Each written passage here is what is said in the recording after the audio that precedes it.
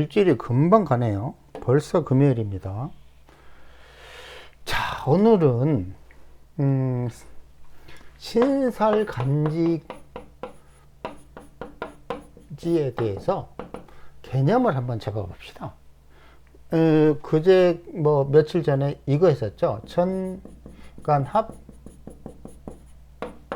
지지 삼합으로 간지의미를 살폈는데 경인, 경호, 경술, 경신, 경자, 경진 이거 살폈죠. 그죠? 그런데 오늘은 이제 삼합이 아니라 신살간지를 해보자는 거예요. 그런데 여기서 핵심은 뭐냐면 삼합과 신살은 다른 게 아니라는 거예요. 이 삼합을 12달로 세부적으로 쪼개면 뭐다? 12신살이다. 고로 삼합은 다른 것, 신살도 다른 것, 이런 식으로 인식하면 안 돼요. 삼합운동이라는 게 뭐라고 그랬죠? 공관, 환경, 물질, 육체, 심리의 변화 과정을 상징하는 거라고 했잖아요. 그런데 그 삼합운동을 좀 세분화해서 살피는 게 12신살이에요. 고로 각 달에 12달에 공간, 환경, 물질, 육체, 심리 그 상황이 어떻게 흘러가는가를 살피는 거예요. 고로 삼합은 신살은 12신살은 삼합의 세부 이론이다. 이렇게 정립을 하면 되겠죠. 자, 근데 저번에 인호술하고 신자진 했으니까 오늘은 이제 해묘미와 사유축을 가지고 해봅시다. 이 해묘미 삼합을 기억할 때 반드시 뭘 기억하라고? 키워드는 바로 성장이다. 해묘미 삼합의 키워드는 뭐다? 성장이다. 성장이라는 뜻은 계속 물형이 변화예요. 변화. 절대로 어떻게 된다? 원래의 물형을 유지하지 않는다야. 계속 성장하려고 노력하니까 우리 아이들 성장 과정 생각해 보면 이해가 쉽죠. 매일매일 모양이 틀려지잖아요. 그죠? 이게 해묘미 삼합의 키워드예요. 이 반대편에 있는 사유축은 그거를 수렴해요. 뭘 수렴한다? 해묘미를 수렴하죠. 수렴해서 어떻게? 수확하는, 뭐 하려고? 결실을 얻으려고. 이 천간에 어떤 글자가 붙어 있던 간에 이 삼합운동의 근본 의미는 절대로 안 바뀌어요. 이 마찬가지로 여기에 무슨 글자가 붙어 있던 해묘미 삼합운동의 근본 의미는 절대로 안 바뀐다는 거예요. 여기까지 이해가 됐죠? 이제 신사를 어떻게 하는지 한번 봅시다. 자, 오늘 카페에 올렸는데 요거를 이제 겁살간지라고 그래요. 겁살간지. 자, 하나씩 해봅시다. 그래서 을목이다면 을목은 당연히 간지가 해묘미, 사유축 이렇게 배합되죠. 그죠? 그리고 아까 이야기한 대로 해묘미는 을은 해묘미와 을의 을묘, 을미를 통하여 계속 성장하려는 노력 이거예요. 고로 사주 안에 을의 을묘, 을미가 있는 사람은 끊임없이 노력합니다. 근데 여기에 을목이라는 에너지 특징을 가미하면 어떻게 되냐면 좌우로 확산하다. 그렇죠? 그럼 뭐야? 좌우로 확산하는 거를 해묘미. 성장하려고 노력하다. 이런 사람은 절대 만족, 이런 개념은 없겠죠. 끝없이 노력해요. 이 끝없이 노력하는 과정이 뭐가 될까요? 전문가가 되어가는 거죠. 하지만 문제는 뭐다? 완벽한 전문가는 아니다. 왜냐? 해묘미 이 과정에서 미목은 미완성이에요. 미완성. 인생은 미완성이죠. 그죠? 고로 완벽 전문, 이건 아니라는 거예요. 그런데 을목이 사유축하고 조합하게 되면 좌우 확산하는 을목의 움직임을 수렴, 수확하는 거예요. 그죠? 을삭, 을유, 을축은 기본적으로 결실 위주예요. 그죠? 여기는 해묘미는 성장 위주예요. 분명히 을목이라는 간진 천간은 동일해도 삼합이 어떻게 붙었느냐에 따라서 그 의미가 사정없이 달라져요. 그런데 오늘은 이 간지 의미를 하려고 하는 게 아니라, 삼합 간지를 하려고 하는 게 아니라 신살에 대한 걸 하려고 하는 거잖아요. 그런데 이 신살은 아까 분명히 했지만 삼합운동을 12달로 나누어서, 그런데 여기에 애매모호한 부분이 하나 있어요. 그게 뭐냐면 시공간 차이예요.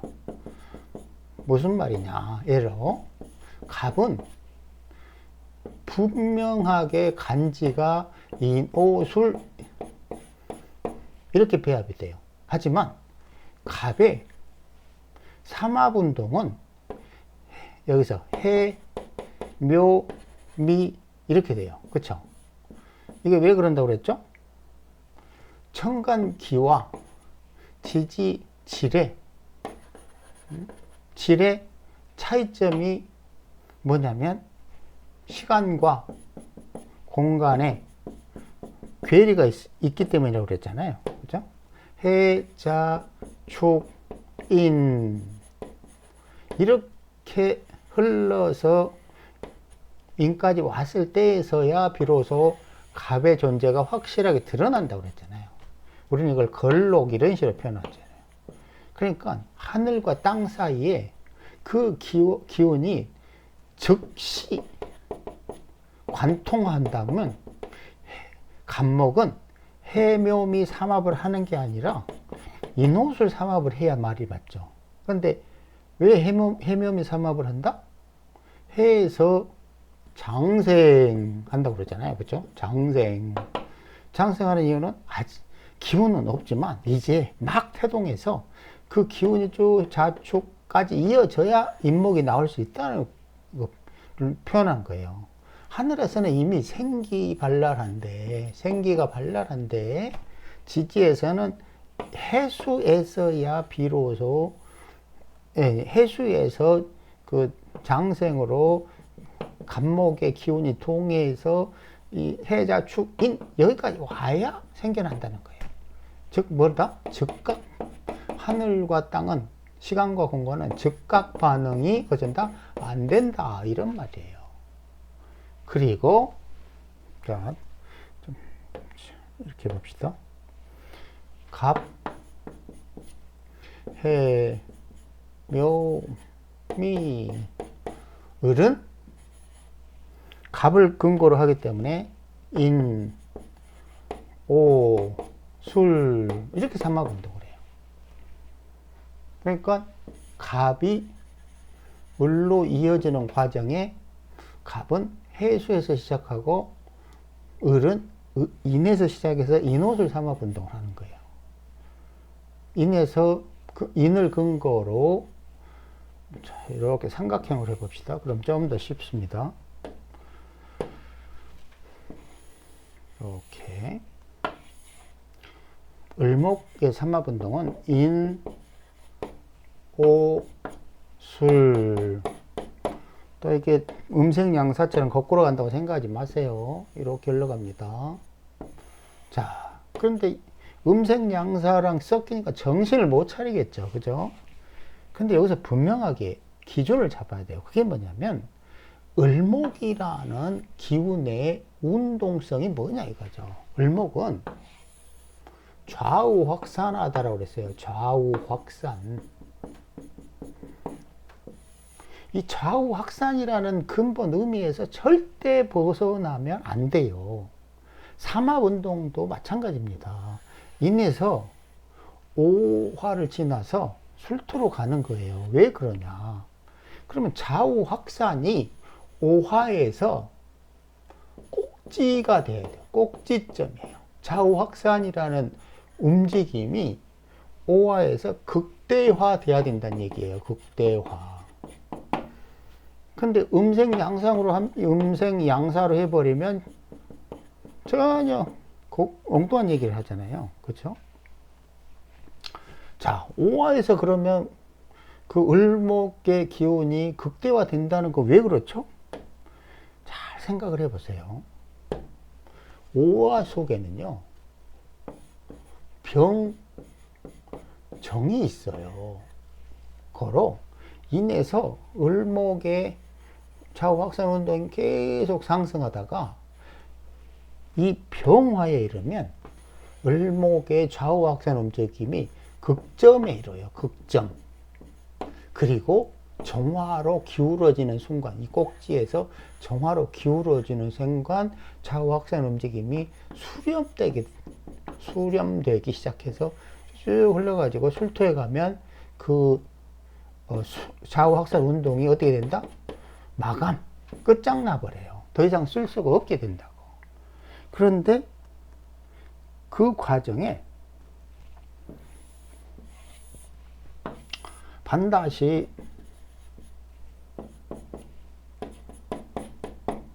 유금을 거칠 거 아닙니까? 이 유금은 12운성으로 사지가 되는 거예요. 근데 여기 해수를 사지라고 해버려요. 이제 말이 안 되는데, 자, 이 사지는 내가 신살로는 육해라고 그랬어요. 육해. 그쵸? 술토는 뭐예요? 화계예요. 이 사지에서 육해, 내가 뭐라고 육해를 죽음이라고 표현했습니다. 이 씨발라 먹을 씨종자라고 그랬잖아요. 그 육해를 12운성으로는 12운성으로 사지가 되는 거예요. 그래야 맞아요. 사지, 육해.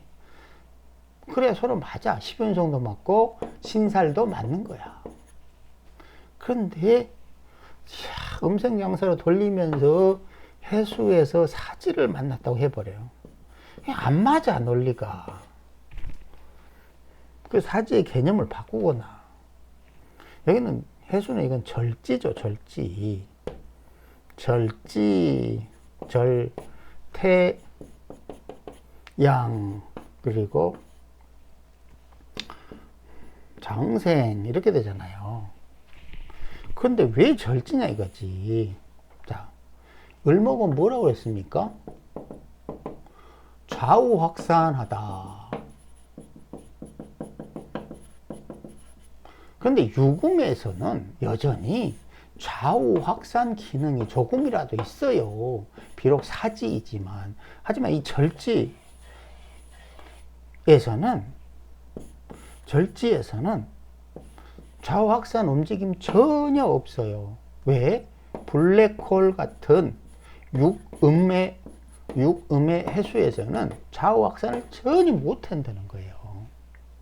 그래서 절지예요. 태지는 뭔데요? 여기 자수에서 임수가 개수로 폭발해요. 그래서 발산 에너지가 자월의 발산 에너지. 그러니까 여기 을목이 좌우 확산할 수 있는 기운이 처음으로 태동되었다, 이런 말이에요. 해수는 아예 그런 개수 같은 것도 아예 없는 거예요. 유금으로 임수의 무한 응축만 있는 거예요. 당연히 그래서 절지가 된다는 거예요. 그런데 이걸 사지라고 해버리잖아. 이걸 왜 이해를 해야 되냐면, 이 유금 입장, 인옷을 삼합을 하는 을목 입장에서 유금은 육해가 되는 거고, 해수는 겁살이 돼야 되는 거예요. 겁살. 뭐 누누이 얘기했지만 해자축은 뭐라고 그랬어요? 인옷을 삼합을 기준으로 해자축은 저승사자. 색계를 벗어났어. 색계를 벗어나서 물질 육체가 없어. 이런 개념이라고 그랬잖아요. 그렇죠? 그러니까 음생양사의 개념으로는 을목은 해수에서 사지를 만났다고 하기 때문에, 그죠? 그걸 신살로 바꾸면 이 사지라는 개념은 육해예요. 아니면 논리를 아예 이런 명칭을 아예 바꿔버리든지, 서로 안 맞는 글자를 자꾸 쓰거든. 얘는 정확하게는 사지가 아니라 절지예요. 절지인 이유는 방금 설명했죠. 그죠? 그러니까 을목이라는 좌우 확산 에너지 자체를 전혀 못 쓴다는 것과 절지라는 거예요. 그러면 그거를 12신설을 바꾸는 보다 겁살이다. 고로 이 을해의 해수는 을목 입장에서 보면 겁살이 되는 거예요. 겁살. 겁살이 뭐다? 삼합을 이렇게 삼합을 벗어나서 이 인오술과 이 해자축의 그 시공간 특징이 어떤다? 완벽하게 다르다. 전혀 다르다. 그러면 이런 의미를 일주라고, 이 간지가 일주에 있다고 인식한 다음에 방금 말한 겁살의 의미를 응용하면 무슨 말이 되겠어요? 이게 남편이라고 칩시다. 을목이. 이게 부인이라고 칩시다. 이 을과 해는 그 특징이, 성격이, 사고방식이 전혀 달라요. 전혀 완벽하게 다릅니다. 그리고 그런 이유로 서로 타협이 안 돼요. 완전히 평행선을 걸어요. 니는 니고 나는 나다야. 근데 이걸 공간으로 비유를 하자면, 을과 해는 활동하는 시공간이 너무도 달라요. 을목에서는 좌우 확산할 수 있는 곳에 있잖아. 그죠? 대낮이요, 대낮. 근데 해수에서는 어둠이야. 이상하게 해수에서는 밤에 활동해. 밤에 활동. 이렇게 된단 말이에요. 혹은 해외에서 활동. 이렇게 돼버려요. 그러니까 겁살이라는 개념 때문에 이런 간지 특징을 갖고 있구나. 이런 걸 이해를 하셔야 돼요. 그러면 신사는 어때요? 신금은 신자진 삼합운동을 하잖아요. 그 삼합을 처음 벗어난 사화는 겁살 이렇게 돼요. 이제 12 운송으로 보면 음생양사 개념 보면 또 틀려지니까, 그거는 그들의 옛날 고서에서 말한 논리고, 시공간은 순차적으로 흐른다 라는 현실적인 상황을 근거로 지금 설명하는 겁니다. 사화는 겁살이야. 왜 그러냐? 신금이라는 무한 응축 상태가 육양이라는 사화에서는 무슨 재질로 무한 응축합니까? 그러니까 신금이 원하는 움직임과 사화가 원하는 움직임이 정반대야. 이런 걸 겁살이라고 한다 이거죠. 마찬가지로 간목은 아까 이야기했죠. 해묘미야. 그냥 성장하려고 그러는데 신금에서는 수확하려고 그래. 그죠? 자, 경금은 딱딱 해지다야. 그래서 사유축 삼합운동을 하는데 임목은 뭐야? 나 이제 부드러워질 거야. 이것을 분산해 버릴 거야. 이러니까 이것도 이런 상태를 겁살이라고 한다는 거죠. 그럼 이런 의미를 정립을 한 다음에 간지의 뜻을 살피면 비교적 쉽게 외우지 않고 논리적으로 그 간지에 숨겨진 의미들을 확장해 할 수 있다는 거예요. 그러니까 지금 두 개 했죠. 하나는 삼합 간지, 둘은 신살 간지. 그런데 신살 간지에는 아까 말한 대로 복잡한 게 섞여 있어요. 천간의 시간과 지지의 공간의 시간차, 그리고 엉뚱한 음생양사 이론, 그러니까 12운성 신살의 뻐그러짐, 신살논리에 이런 문제들 때문에 머리가 뱅글뱅글 돌 겁니다. 하지만 기본을 잡으세요. 기본이 뭐냐면 이 글자들의 에너지 본질이 뭐냐 이거야. 을목은 좌우 확산, 신금은 무한대로 딱딱해지는 거예요. 딱딱해지다. 근데 신자지는 왜, 자, 신자진, 이 자수에서 이러면 임수와 개수로 바뀌잖아요. 그죠? 신금이 임수에 이러면 제대로 딱딱해졌다가 신금이 개수에서 풀어지기 시작하다요. 풀어지기 시작하다. 을목하고 반대죠. 아까 을목은 이랬잖아요. 인, 오, 술. 오화에 병정이 있어서 병에서 최대로 무한 확산하다가 정화해서 수렴하기 시작하다요. 지금 이제 을목과 신금의 움직임이 정반대죠. 그러니까 서로 충한다고 그러잖아. 이런 그 기본적인 천간 에너지 특징을 어떻게 해야 된다? 반드시 이해를 해야 삼합운동, 신살, 12운성을 쉽게 이해합니다. 그렇지 않고 무조건 외우다가는 천년을 해도 몰라. 근데 무조건 외우라고 하는 이유는 뭐다? 가르치는 놈이 그 근본 원리, 이치는 설명 안 해주고 책에 옛날에 그렇게 나왔으니 무조건 외워. 이런 얘기는 하니까 문제라는 거예요.